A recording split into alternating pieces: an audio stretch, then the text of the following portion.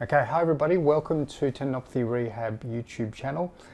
Today I'm going to be talking about the question of whether we should be using orthotics for plantar heel pain or plantar fasciopathy, plantar fasciitis, basically heel pain at the base of the heel, right where the plantar fascia inserts into the calcaneum. So should we be using orthotics? And this is inspired by a recent trial that came out in BJSM, which I will be talking about. If you're new to the channel, my name is Professor Peter Meliaris. I am an academic and physiotherapist from Monash University, and I create content for YouTube about tendinopathy. So if you're struggling with the tendinopathy, have a look at the YouTube links below. We can get free info about tendinopathy. You can also get links to personalized treatment that I provide, or if you're a clinician, there are also links to courses and CPD. So should we be looking at providing orthotics for people with plantar heel pain? So there's a really good clinical practice guideline in BJSM that was led by Professor Dylan Morrissey, who works at Queen Mary University. That was published I want to say about 4 or 5 years ago now.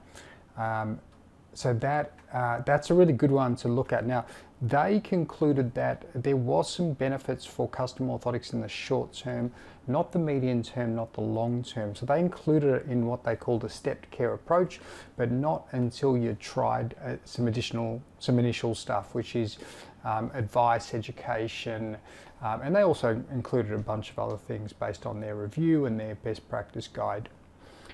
So there's a new trial that has shaken things up a bit. So I just wanted to talk about that and just clear the air about some, I guess, what would you call it, some uncertainties about how to interpret the data from this trial. So let's talk about the trial firstly. It is, the lead author is, I hope I'm pronouncing this correctly, Heide, H-E-I-D-E. And it was published very, very recently in British Journal of Sports Medicine, and it was a factorial trial. So and in a factorial trial, you generally have 2 factors, and you generally have 4 groups. So there's something that every group gets, and that's just the base treatment that every group gets.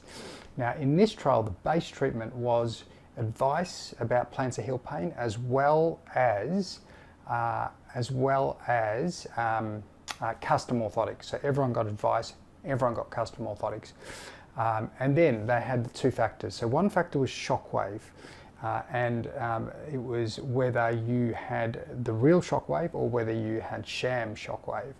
Okay, and that was 2 groups. And the other 2 groups had a different factor on top of the base treatment, and the different factor that they had was exercise or not. Okay, so there was no placebo control for the exercise. It was just you got exercise or you didn't get exercise, okay, on top of the advice and the custom orthotics. So the trial was a really well designed trial. It was, it seemed to be adequately powered. There's about 50 people per group.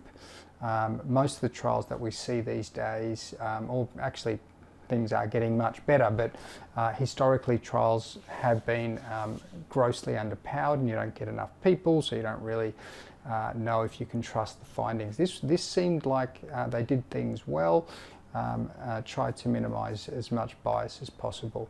So in terms of their findings, what they found is that if you look at comparing these 4 groups, there really wasn't much difference between them. Okay, there was a stack of primary outcomes, what we call primary outcomes, the main outcomes that you're looking at.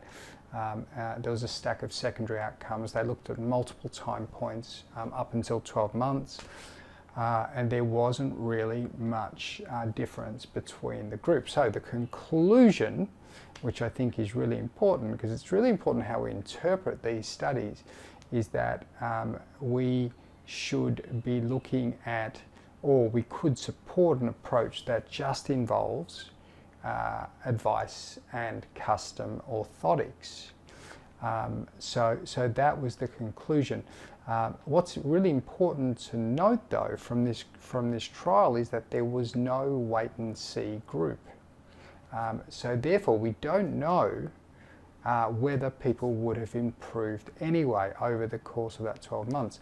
We also don't know whether what was the active ingredient, if there was an active ingredient in that advice and the custom orthotics that was delivered. Maybe none of those did anything and it was just wait and see. Or maybe it was just the advice, or maybe it was just the custom orthotics. We don't know.